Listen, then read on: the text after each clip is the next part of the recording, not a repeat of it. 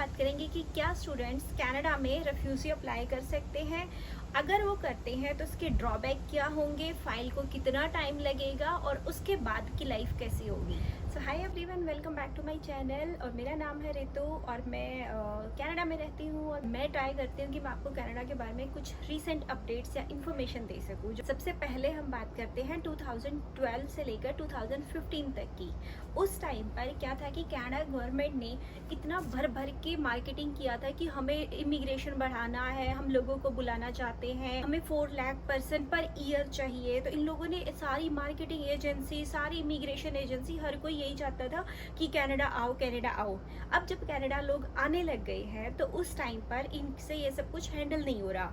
कुछ हद तक कनाडा की गवर्नमेंट ये सब अरेंज करने में फेल हो गई है। जैसे कि जब लोग आएंगे तो उन्हें रहने को जगह चाहिए, ग्रोसरी चाहिए, उनको जॉब्स चाहिए। अब ये सारी चीज़ें हैंडल हो नहीं पाई तो गवर्नमेंट ने इसके बदले में क्या किया, उन्होंने जाके कुछ पॉलिसीज़ को चेंज कर दिया। अब वो डायरेक्टली लोगों को ये बोले कैसे कि भाई, इनफैक्ट बोल भी रहे हैं बहुत हद तक कि आप लोग कनाडा मत आओ। स्टिल जो लोग आ चुके हैं अब उनकी प्रॉब्लम को कैसे सॉल्व करें। अब जो लोग स्टडी वीज़ा पर 25-30 लैक्स इतना पैसा इन्वेस्ट करके कनाडा आए हैं और उनको बदले में पीआर नहीं मिल रही है, तो वो लोग बेचारे क्या करेंगे। अब उनके पास कोई सॉल्यूशन बचा नहीं है, वीज़ा एक्सपायर होते जा रहे हैं, लोगों के पास पीआर नहीं है, तो लोग इसके ऑल्टरनेट ढूंढना शुरू कर चुके हैं। आज के टाइम पर कनाडा के अंदर इतनी सारी रेफ्यूजी में फाइल जा रही है, ये ऑल्टरनेट लोगों ने ढूंढा है। अगर मैं डाटा की बात करूं तो 2023 में पूरी हिस्ट्री के अब तक के सबसे ज्यादा रेफ्यूजी केस अप्लाई किए हैं स्टूडेंट्स ने। ये सारे केसेस जो अच्छे कॉलेज है उनके बच्चों ने अप्लाई किए हैं, जैसे कि सैनिका है, नियाग्रा कॉलेज है, फेनशॉ कॉलेज है, जॉर्ज ब्राउन है। ये सारे अच्छे कॉलेज माने जाते हैं। यहाँ पर एडमिशन लेने की रिक्वायरमेंट भी अलग होती है। अब सोचो, जो बच्चे वो सारी रिक्वायरमेंट मीट करके यहाँ आए थे, अब उनसे ना तो अपनी फीस इकट्ठी हो पा रही है क्योंकि जॉब है नहीं यहाँ पर, ना उनसे आगे पीआर का अपना कोई रास्ता दिखाई दे रहा है कि कैसे स्टडी के बाद उनको कल को पीआर मिल पाएगी।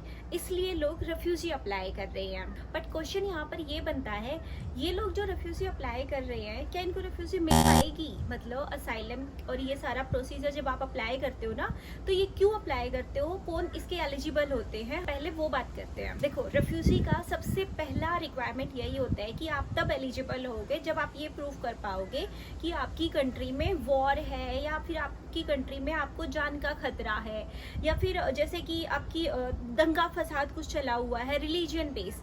तो इन सब की वजह से जो लोग उस कंट्री में सर्वाइव नहीं कर पाते, वो दूसरे कंट्री में जाके यानी कि कनाडा में आके रेफ्यूजी अप्लाई करते हैं। फिर गवर्नमेंट उनकी फाइल प्रोसीड करती है, तब जब तक उनकी फाइल चलती है तब तक उनको पर मंथ कुछ पैसा भी दिया जाता है। हर प्रोविंस का अलग अमाउंट होता है।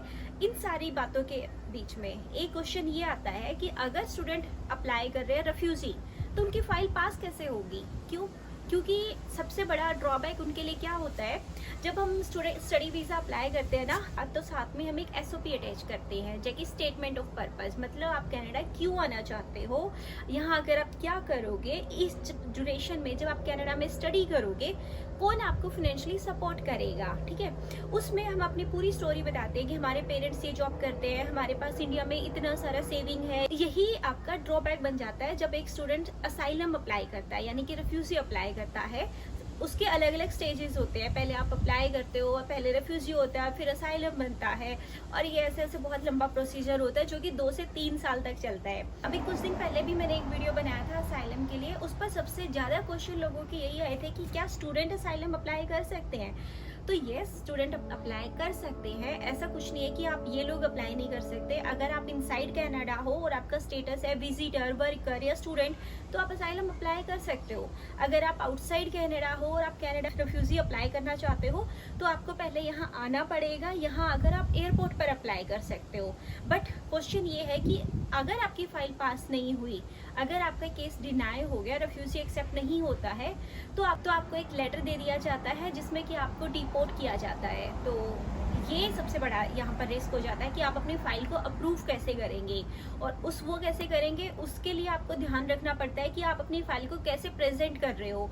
जो आपने रिप्रेजेंटेटिव लिया है, यानी कि लॉयर लिया है, वो आपकी फाइल में कौन कौन से स्ट्रॉन्ग पॉइंट्स दिखा रहा है।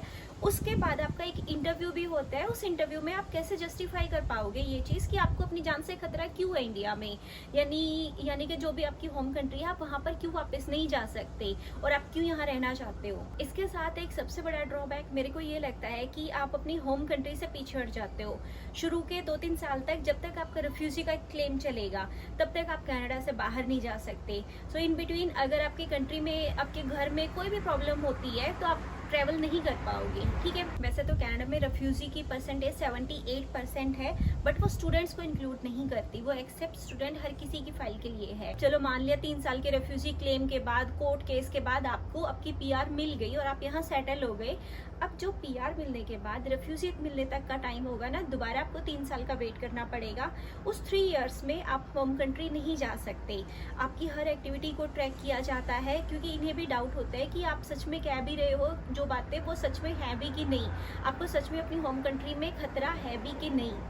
अब सोचो कितना लंबा ड्यूरेशन हो गया, 6 इयर्स हो गए। 6 ईयर तक आप घर नहीं गए। इन बिटवीन किसकी फैमिली में इमरजेंसीज नहीं होती? सबकी फैमिली में होती है। कोई अपने पेरेंट्स को बुला नहीं सकता, आप उनके पास नहीं जा सकते, आपके पेरेंट्स का विजिटर वीजा नहीं लग सकता इन बिटवीन, तो वो भी नहीं आ सकते। इस रीजन की वजह से मैं कभी सजेस्ट नहीं करती कि आप रिफ्यूजी क्लेम अप्लाई करो। पीआर लेने के और बहुत से तरीके होते हैं, आप वो तरीके भी एक्सप्लोर कर सकते हो। अब चलो आपका पीआर भी हो गया, सिटीजनशिप भी हो गया। अब आपकी फैमिली की बात करते हैं। जब हम उन लोगों को स्पॉन्सर करेंगे ना, तो उनकी स्पॉन्सरशिप, हमारी फाइल को आगे प्रोसीड नहीं किया जाएगा, क्योंकि हम खुद एक रेफ्यूजी थे। हम कैसे किसी और को सपोर्ट कर सकते हैं? अगर सपोर्ट करना है तो उसके लिए फिर डॉक्यूमेंटेशन इतना ज़्यादा आपको देना पड़ता है कि वो एक अलग ही कहानी बन जाती है। और इसका सबसे बड़ा ड्रॉबैक होगा आपकी कंट्री के लिए, क्योंकि इन लोगों के पास ये प्रूफ हो जाते हैं कि जो स्टडी वीज़ा पे लोग आते हैं वो झूठ बोल रहे हैं, और यहाँ आकर फिर वो रेफ्यूजी अप्लाई कर रहे हैं। तो मतलब आपने झूठ बोला था।